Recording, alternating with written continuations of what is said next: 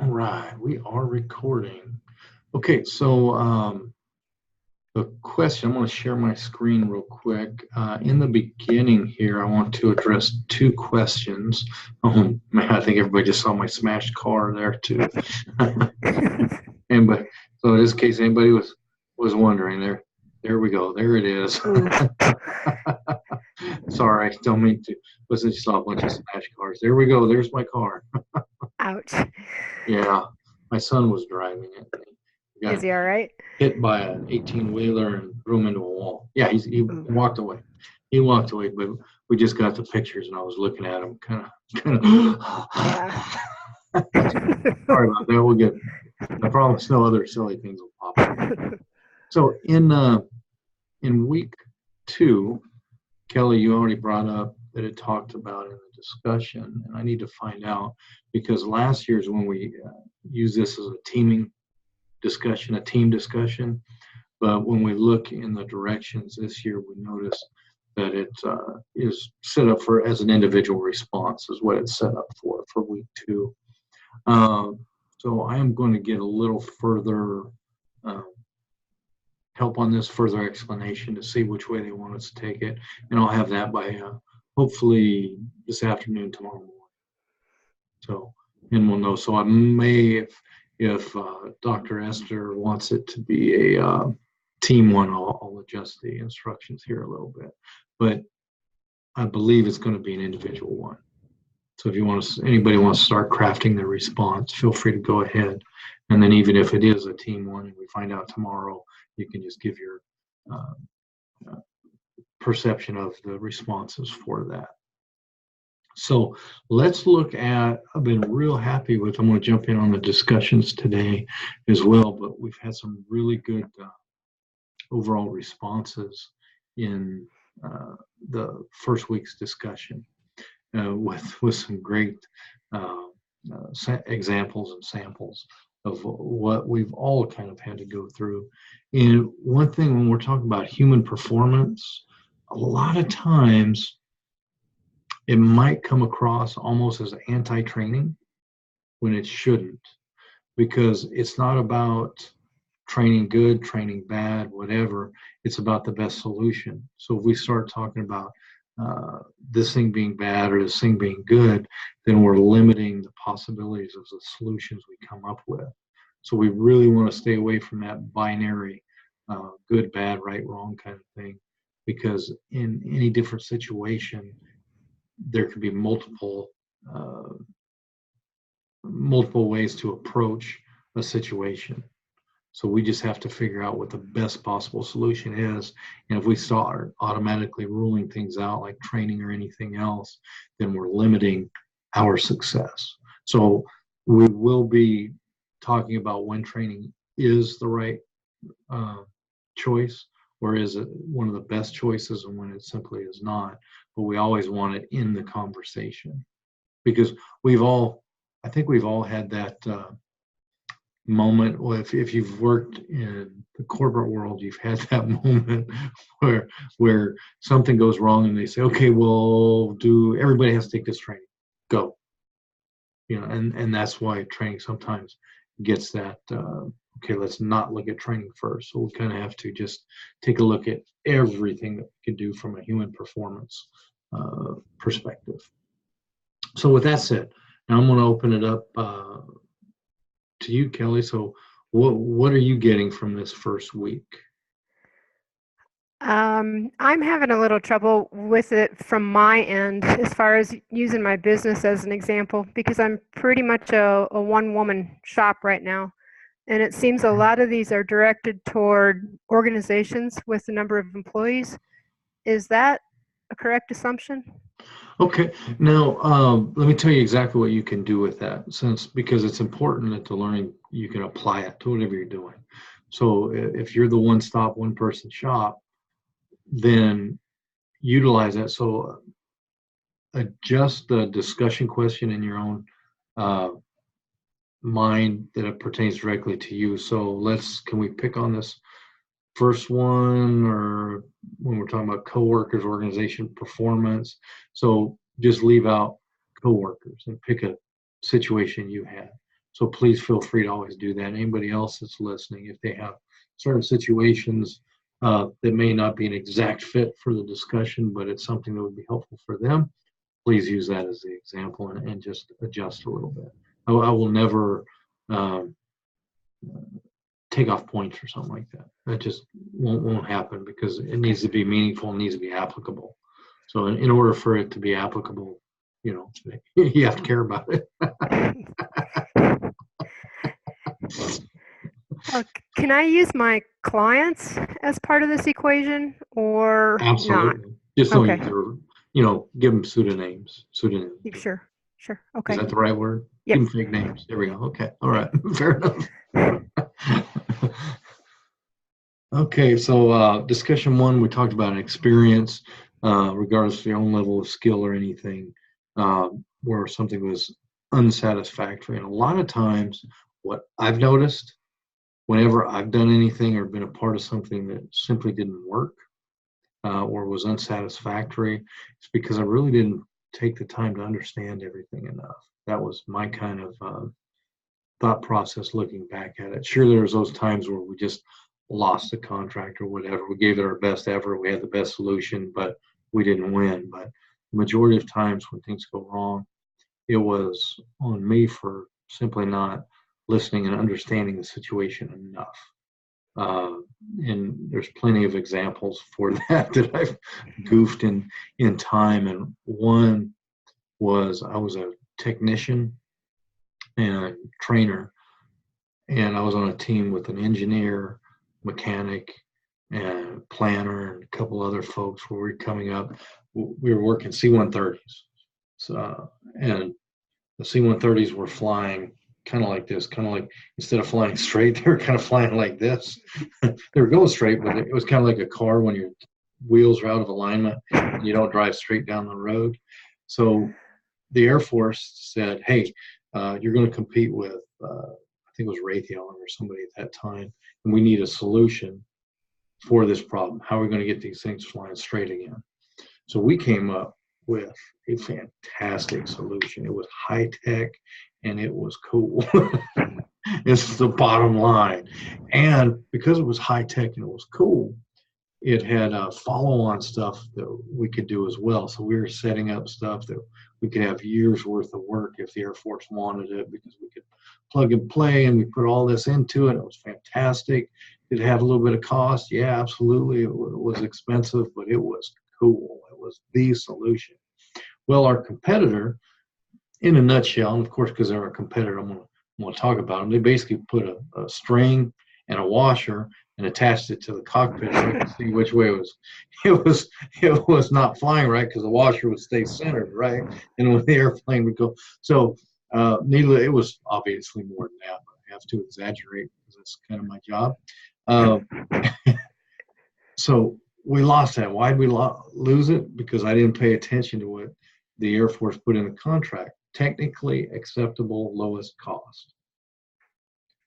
So we had all this fantastic stuff, and we were part of the skunk work, so we just had to make it awesome, And when the guys that basically taped a string to the cockpit with a washer on it so they would know which way the airplane was yawing or anything else, they won the contract because I didn't pay attention to technically acceptable lowest cost. And so that's what I mean by when we don't pay attention to the needs of our customers and clients, that can happen. And that's kind of an extreme example. And probably through the years it'll get more extreme, because maybe it'll be popcorn on a string or something like that. So that's my example of when something went wrong, and unfortunately we could look right at ourselves of why we lost that contract. But so that's the biggest thing for me for HPT, instructional design, any of it, is to pause and listen to the requirements without your predisposition or our schema that's in our brain already. And that was hard for me to do. That took me a long time to be able to do that.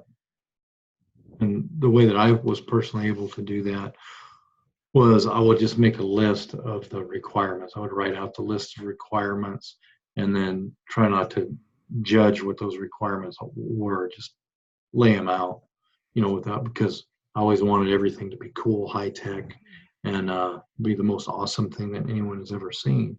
But it doesn't fit the cost parameter quite often. So that's what I do. I kind of I think of it as detaching myself or detaching my own views from it while I write down the requirements. And that was helpful for me to be able to detach from that. That way, when I do that, then okay, this is what they want. This is a great way to meet it here. This would do that. So with that, you got any stories you want to let everybody know, Kelly? You have a lot of experience with stuff. Oh, I can relate to all of that as far as old school fix to a high tech problem. Right? Yep.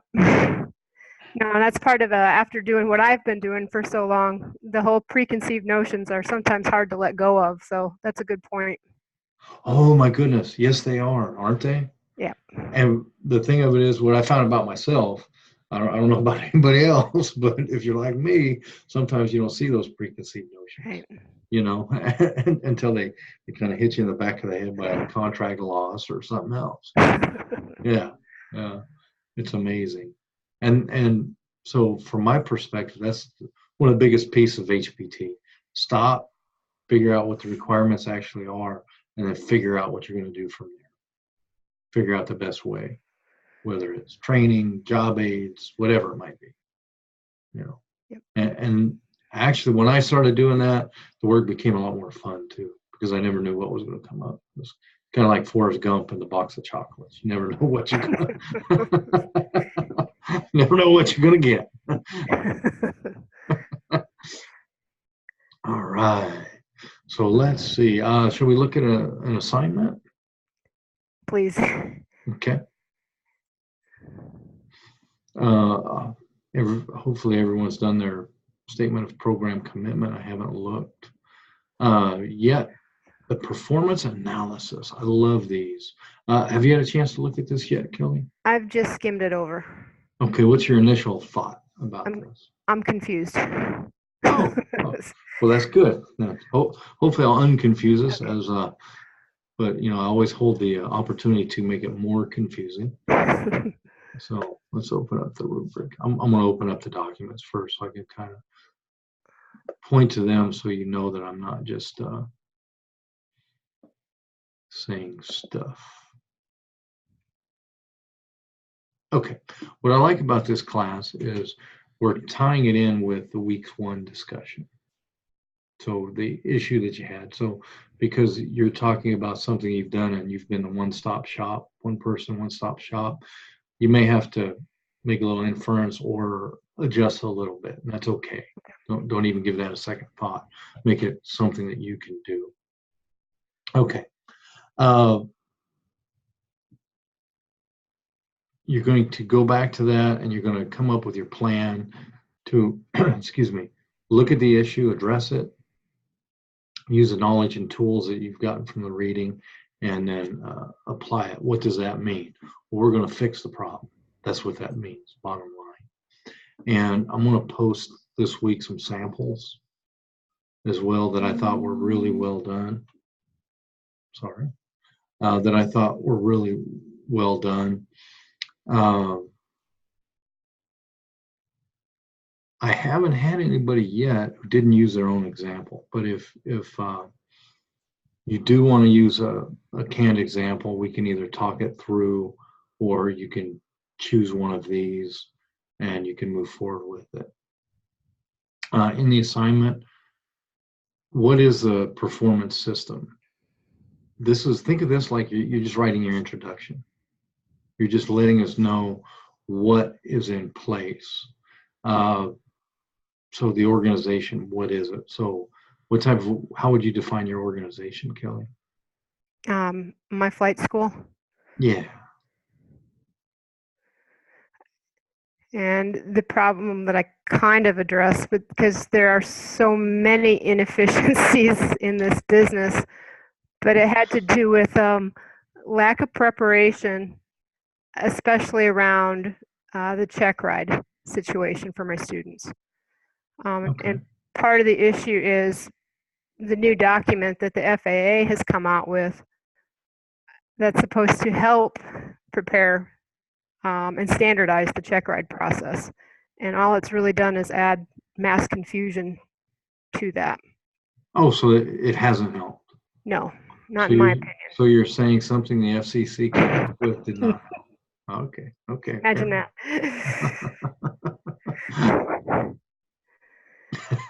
Sorry.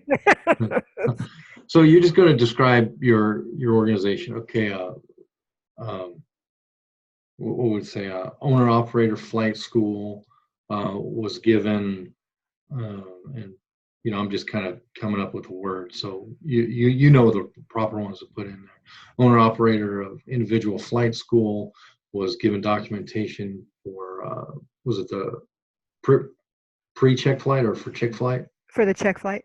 Okay, for student check flights, the documentation has had the effect of confusing students, and within the organization, we don't have enough people to go through, things like that, because you are small, that can have issues. It can make you more nimble, but then it could have issues when things like this happen as well. So there is no perfect balance anytime. So we're always going one way or the other. And then, so you're going to come up with that. That's the brief description of your organization. It doesn't have to be anything lengthy, 1 or 2 paragraphs, just like what we talked through. And you're going to create the diagram to represent the human performance system for this particular organization. And I would imagine that's the part that you thought was kind of confusing. Mm-hmm. Okay. So you're going to use this template. I should have brought that template up. It's in your book.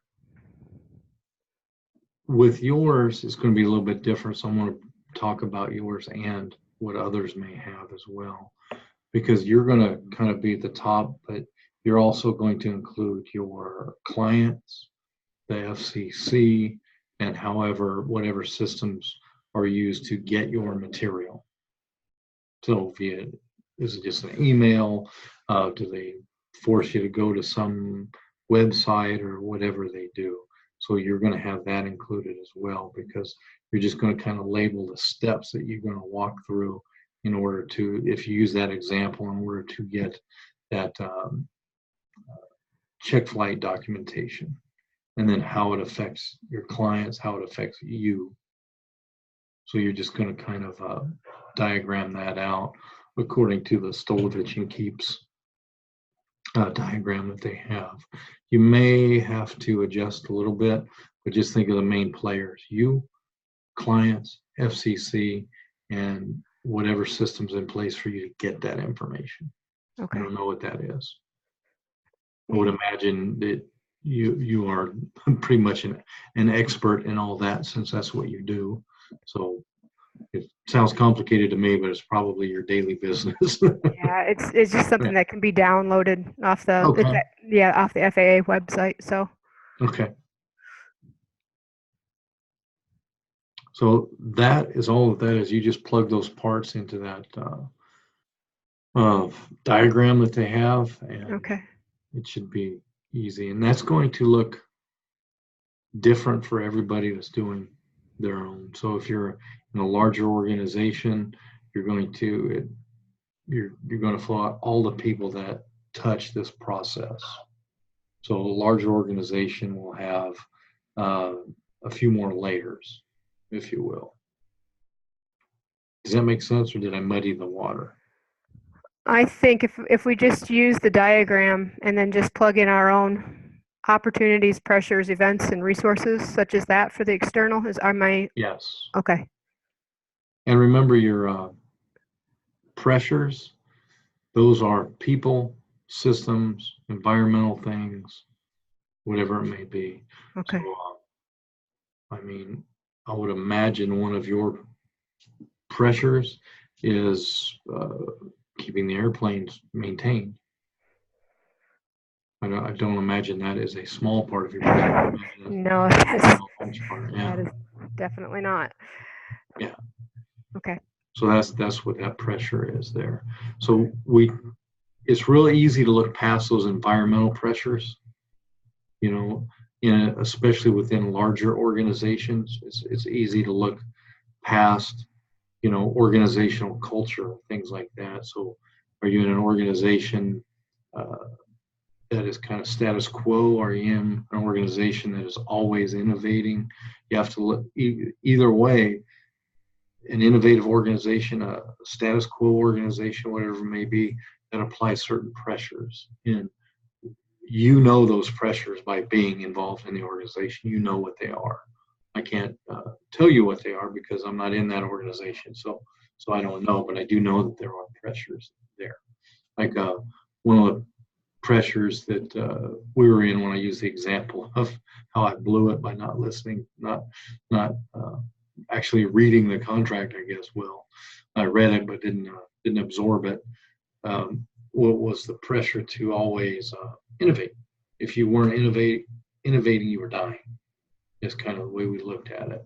So that was one of the pressures that if we would have used the technically acceptable lowest cost concept that was in the contract, that would have been a pressure that I would have had to fight against. So that's just kind of a key there. Okay. And then provide your keywords, phrases using the diagram. So if you have any, everywhere that we go, so, and I'm saying this to all of us here, is you will have keywords and phrases that you use in your everyday language that the rest of us have no idea what it is. I like to use the example, I worked for L&D, Learning and Development. My wife worked in L&D as a nurse, which was labor and delivery. So two radically different concepts there. So make sure that you explain those types of words, because she would talk L&D, I would talk L&D, and it would not mean whatsoever. So just be very aware of that, because we do that all the time. At least I know I do. I have to be very aware of that. The gap analysis. I love the gap analysis.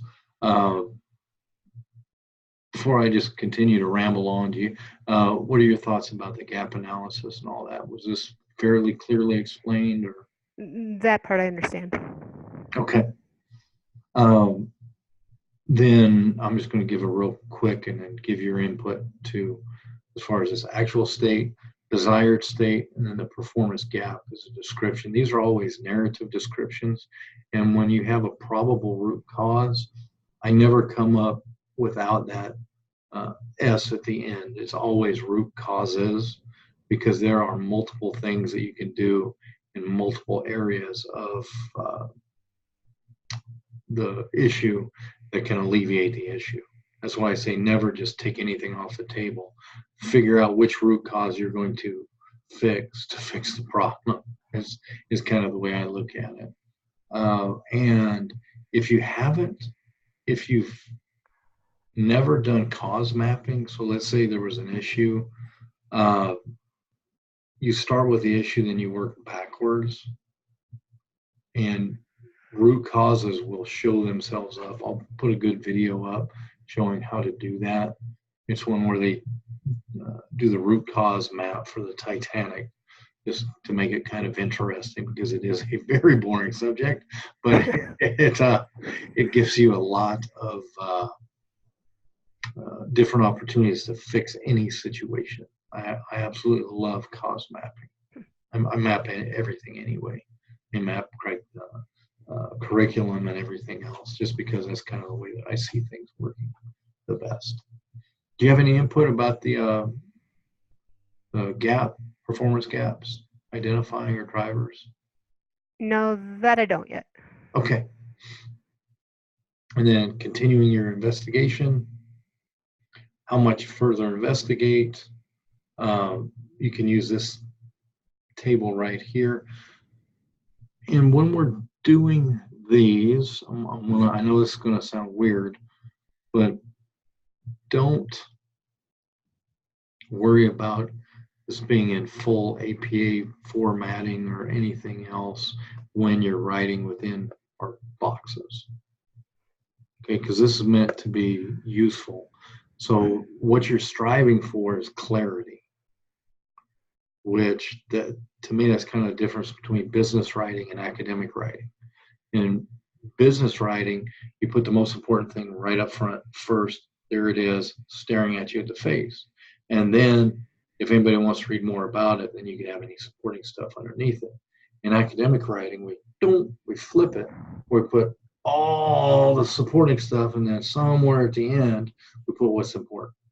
So we have to think about the business writing. We have to put that important thing right up front where it is very clear for anyone to see. So think of me as a fourth grader or third grader, and I need to know what's important in your writing. Make it that clear. And then if you do that, then the clearer you can make an issue, the better you can explain the issue, the easier it is to solve as well. Because if you can't state something succinctly, you may not really know everything that's happening. You may not really know that issue enough. So we just want to make sure that we can do it very clearly and simply. And then this is the rubric that I will go by right here. And I pretty much just grade by this. This is how I go with it. Just boom, boom. Is there gaps observed? Yes or no?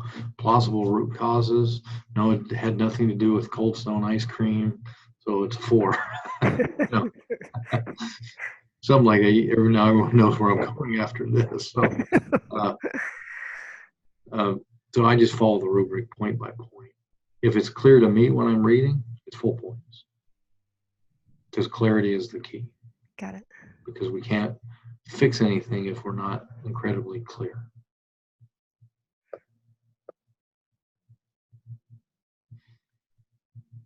Okay, here's our optional cases and some samples. I'm going to post a couple other samples as well.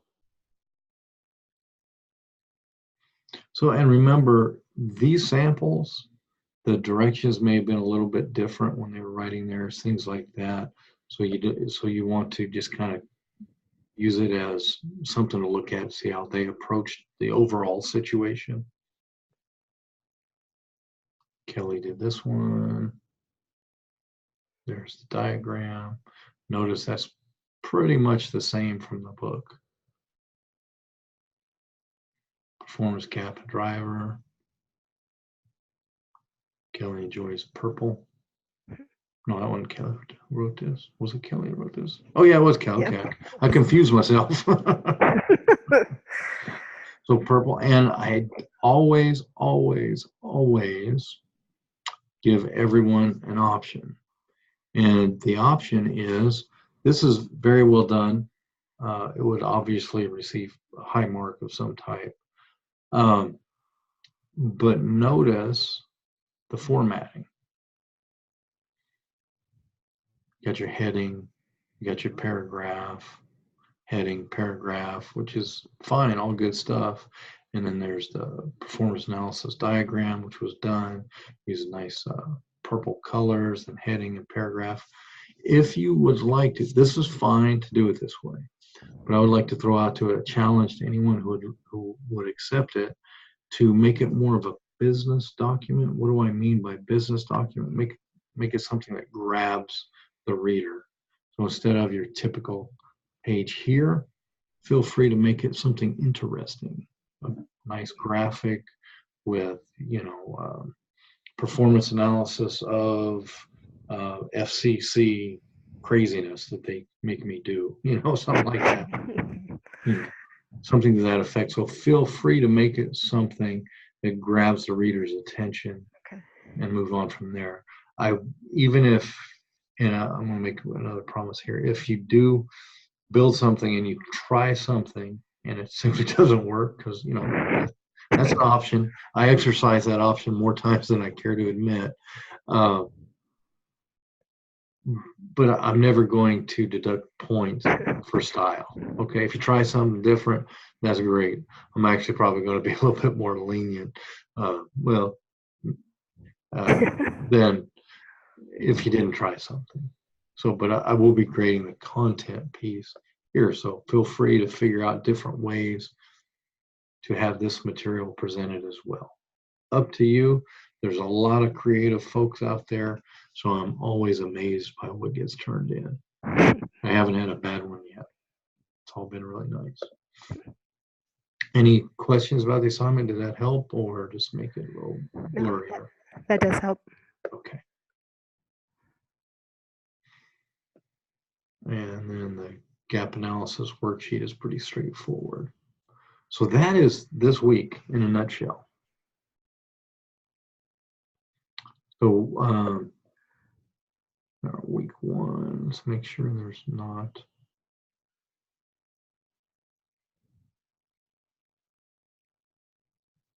Okay, good. So if anybody hasn't done their introduction, I love reading about everybody. Jump in there in their introduction, the discussion, initial responses due today, and then make sure there's a couple more throughout the week. To get full points for discussion, have your initial discussion and then your peer responses just on different days. And that's a big thing. That way you're more likely to see different thoughts and opinions within that discussion board, because the discussion board is actually where we are able to put context into the content. So that's kind of really helpful. And the discussion boards are very dynamic as well. And I'll be jumping in there today and getting into the conversations also. Week 2, discussion board blog, and then the first assignment is due, and we've gone over that one. So we're going to be I'll be doing this next Wednesday as well, if anyone needs any more detail about the assignment. So any thoughts, need anything, any questions about anything? While you have that one up, George, next week for the discussion, if I'm understanding it right, we need to respond to our peers as well as then post a reflection about it at the end. Oh, for this piece here, Yeah, or for the blog? For the blog. Okay. I'm sorry. Yeah, I was reading the discussion. I was like, what did I miss? What did I miss? Actually, now I'm confused myself. Okay. No, actually, I do think if you could look at the discussion board for just a minute for next week. Okay, so the actual discussion? Yes. Okay.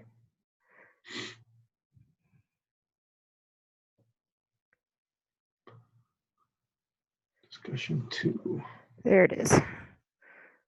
So at the bottom of that, it says, review all of your peers' postings after you review, formulate a personal reflection. And so that is also due by next Sunday?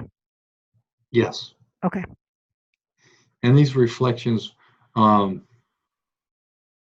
lot of times when we think about, well, I'm not even going to say that. Make sure that the reflection is something useful for you. So use it to reflect on how it's going to affect your business, your organization, your future business, future organization, whatever that may be. So take the opportunity to really be able to connect it with whatever you're doing now or your hopes that what you want to be doing in the future. Okay. That's my whole goal for the discussions. Okay. Because I know everyone here is probably a better writer than I am. So you can knock out a reflection that's well written, but if it doesn't have that meaning, it's not going to do you any good. Will I be able to tell? No, but you can tell. And so that's my goal, that you're really able to apply it to your personal set of circumstances, situations. That's the goal. Okay. Yeah. So that's the second one. And our fast food case study is going to be fantastic.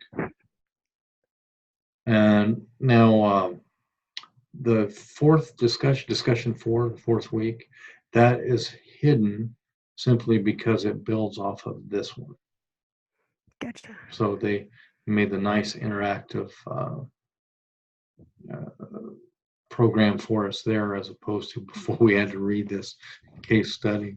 And it's interesting how it kind of changes when you actually walk through it with somebody, almost like a conversation, as opposed to reading it. You get a little different feel. So I'm excited to see how that plays out with us there. But that's week 3, so we got a couple weeks for that one. Okay. Anything else? Any question? Any? No, I don't have anything else. I appreciate the one-on-one meeting. Absolutely. You're welcome. So I guess let's stop. So what's your definition of HPT for everybody out there? Because it's going to be a little bit different. You have a unique business. So what would it be for you?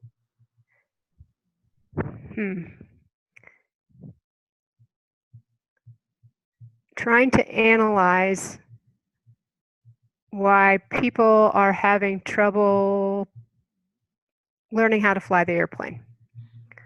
Okay. If I would put it in specific context.